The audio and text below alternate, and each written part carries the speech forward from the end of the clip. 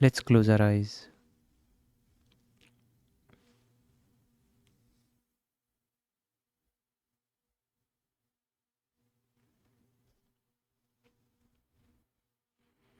And let's become aware of our presence in the room we are in.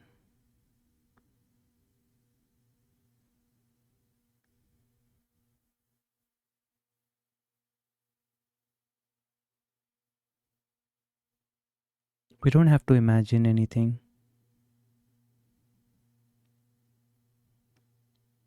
Neither do we have to work hard towards this. It's just a simple, plain recognition. Oh, I'm here and I'm present.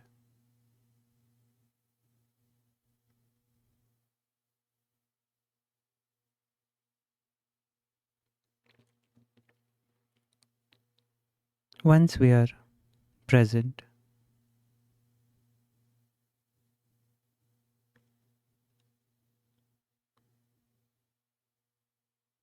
whatever is hovering in our minds right now about whatever has happened so far in the day,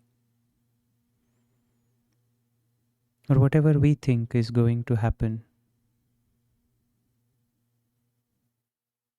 let's put all those things on pause.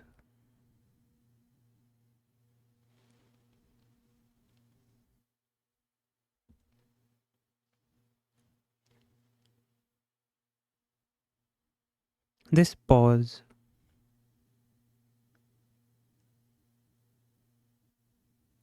is not a dismissal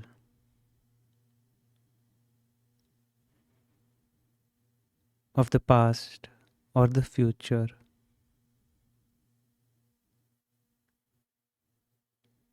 but it's an opportunity to emphasize what is happening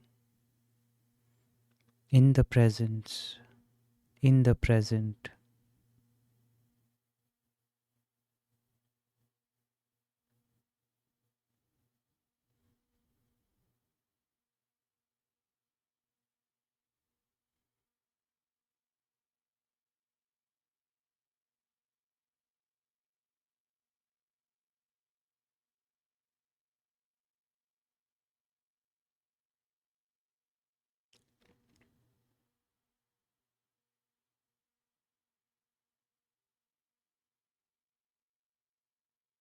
Many times it feels that what is happening right now is quite uneventful, it's quite boring.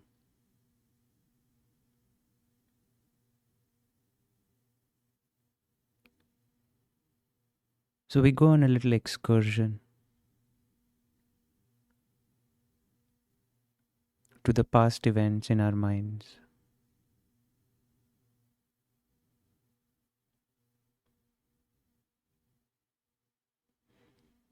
Or imagination of the future events.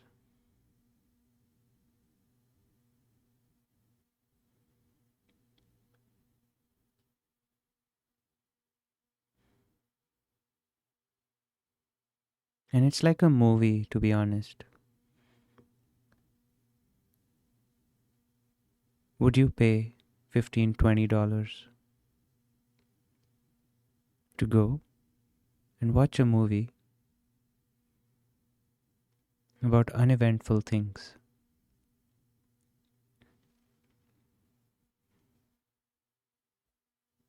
No, we're paying to actually go and see drama.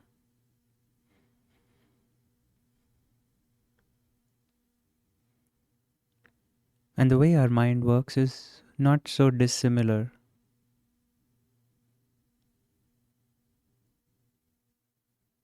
from a movie. Only eventful things get recorded in our memories.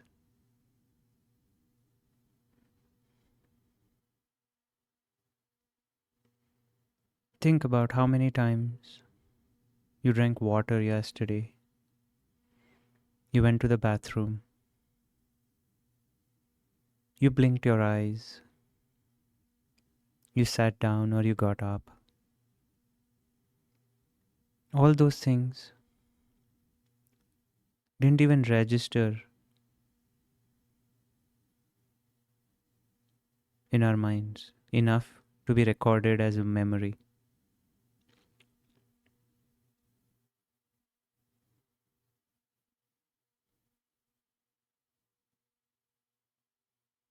Only a handful of things get recorded, and only a handful of things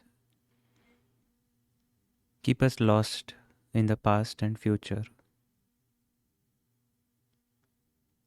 breeding anxiety, disappointment, excitement, anxiety again, fear, anticipation.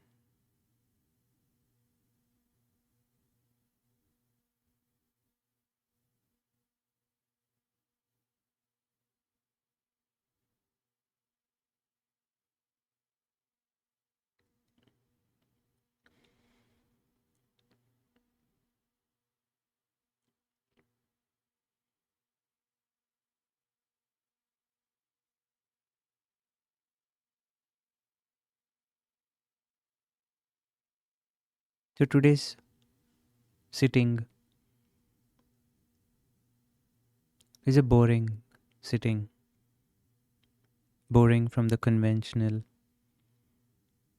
categorization that the mind gives to whatever is happening now.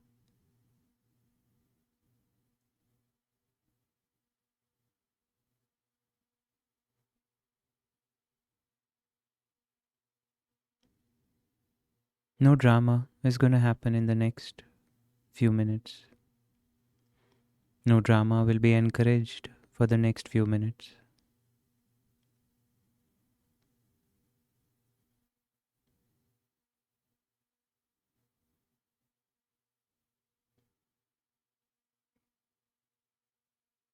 We are not going to dig up any drama from the past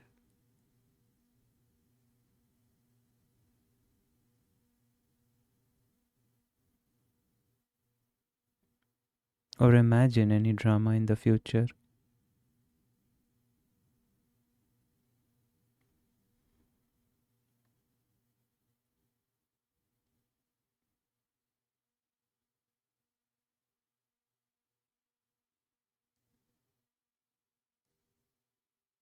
There is only current experience that we have right now.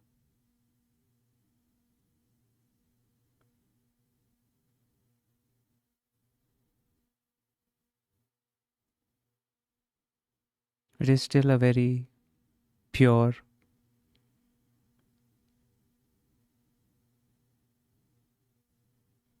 a pure version of experience that hasn't been tainted by categorizing it as eventful or not, drama or not.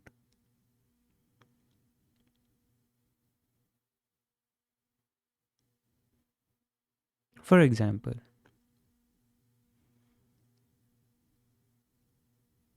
let's say something happened over the weekend.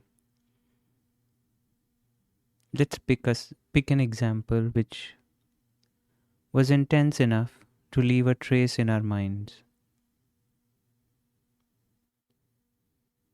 It was either disappointing, aggravating,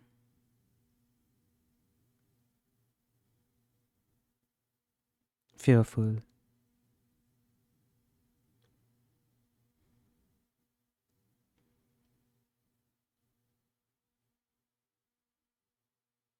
a simple,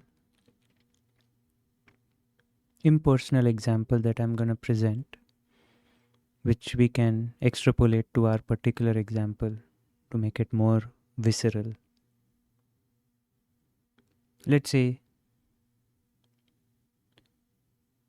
I went to a particular restaurant over the weekend and I was really looking forward to this entree that I order from there.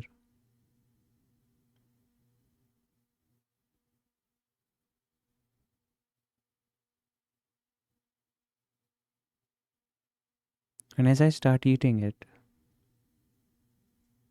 in the moment,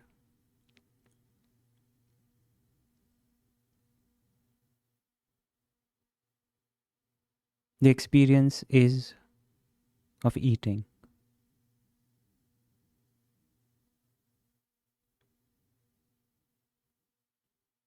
But a few moments later, I feel disappointed. And if I'm with someone eating that meal, I'll make a very harmless comment. Yeah, today's food is not as good as it was last time.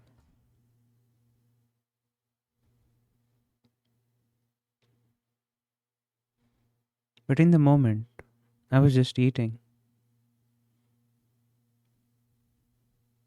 The comparison between this time and last time hadn't happened yet.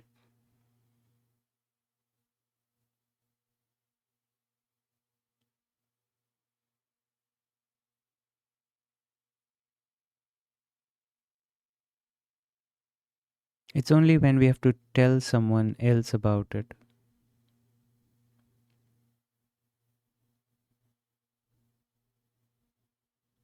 We repeat the story so many times that it falls in the category of drama.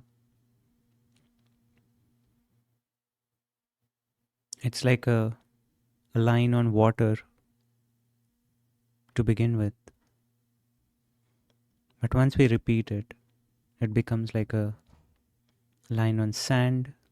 And the more we repeat it, it becomes like a line on a rock.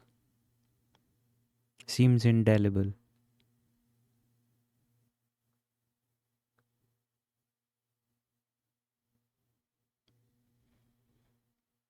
It makes for a good story. Hey, watch out for this restaurant, it's flaky. Watch out for this person, they are flaky, etc. etc. Makes for a good story. But right now, we are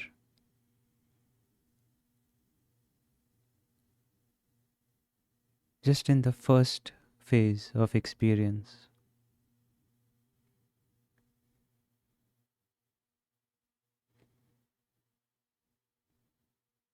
Sounds, sensations, thoughts and images, feelings.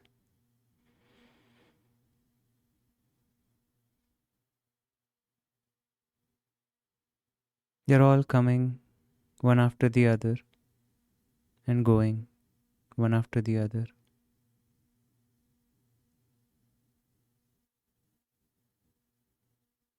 Very uneventful.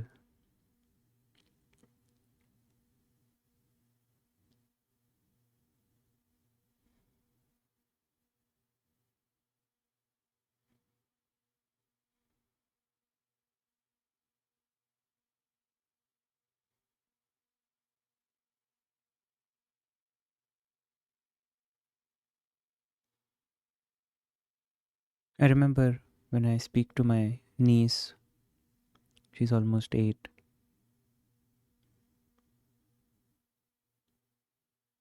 If I take her to my friends or for a walk or something, she'll just tell me, I'm bored. At that age, you're quite fearless to acknowledge and announce that I'm bored. I need something more interesting.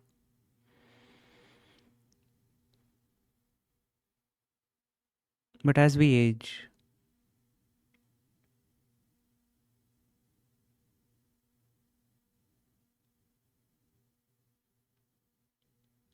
we don't acknowledge that we are bored. We just slip into thinking,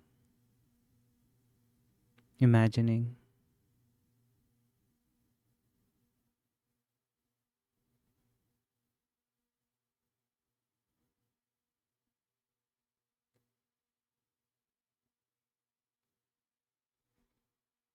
So, right now, we are becoming aware of this tendency that we all have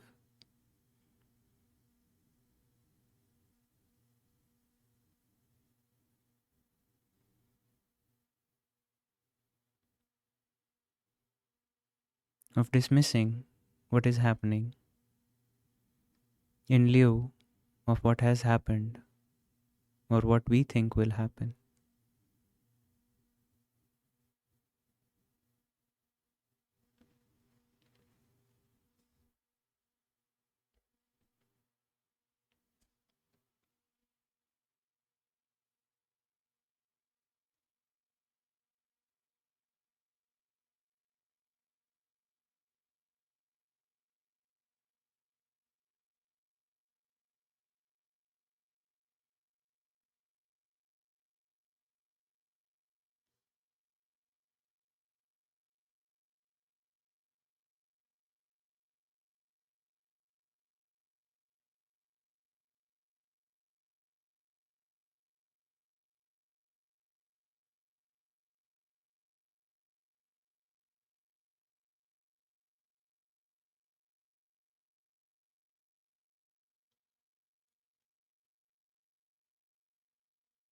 I had this insight a few days ago, which is very relevant to our discussion here right now.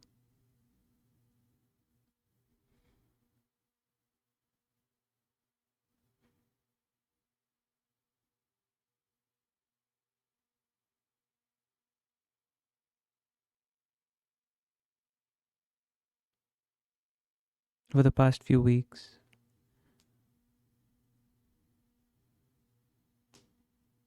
I've been quite occupied with moving and managing of my office and other commitments.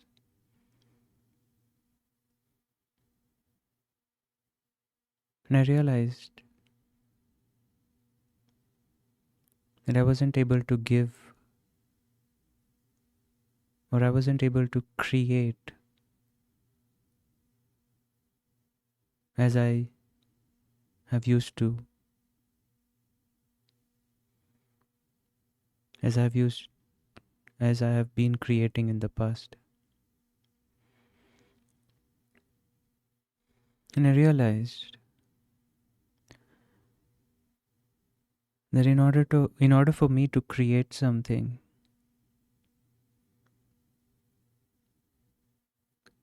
I need to sit down, free of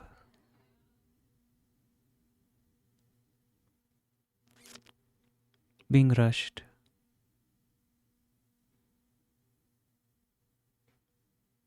free of to-do lists,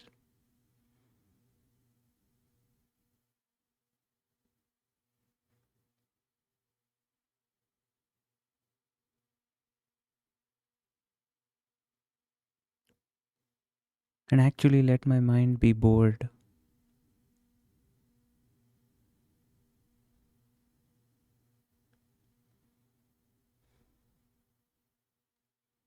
That's where the source of my creativity is, or the trigger for my creativity is, in boredom.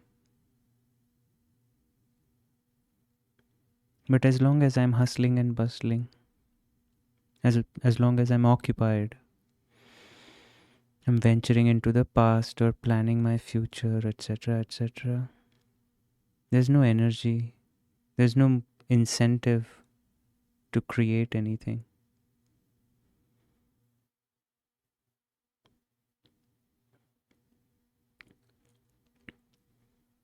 So, although we all want to create, we want to love, we want to laugh, have fun, those things are obscured when we are not present long enough.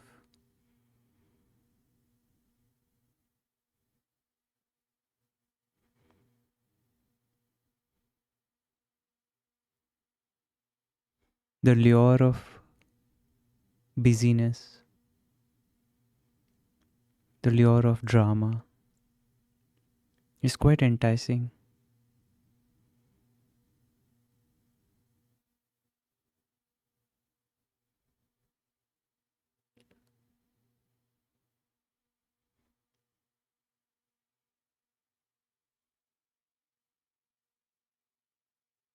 But your heart knows it.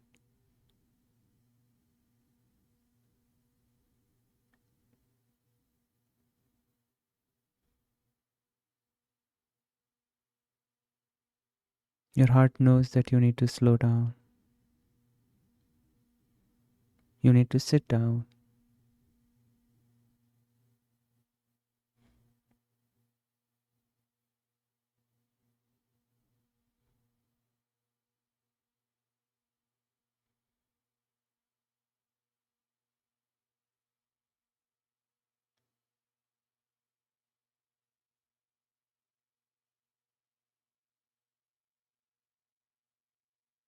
What the mind calls boredom, the heart calls it peace, which we are all longing for.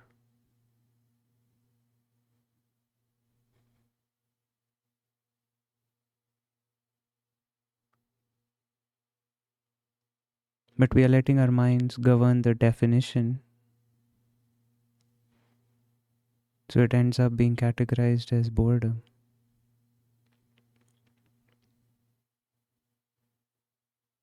So the real source of love, creativity, joy, friendship is peace.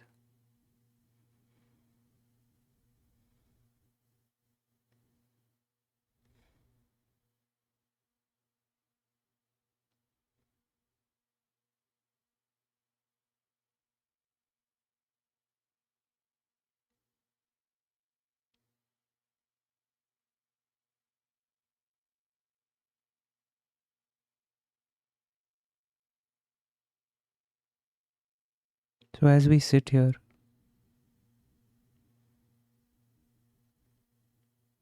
I'll encourage you to take stock of how the current experience tastes like.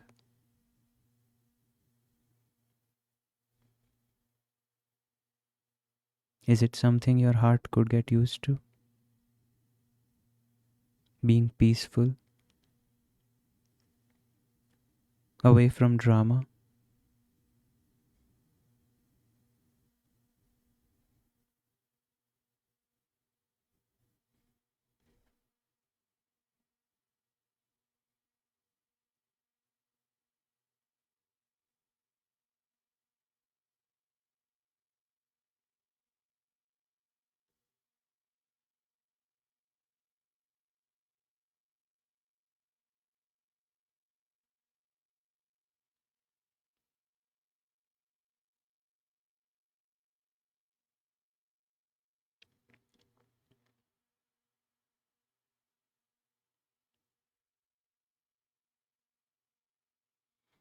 Thank you.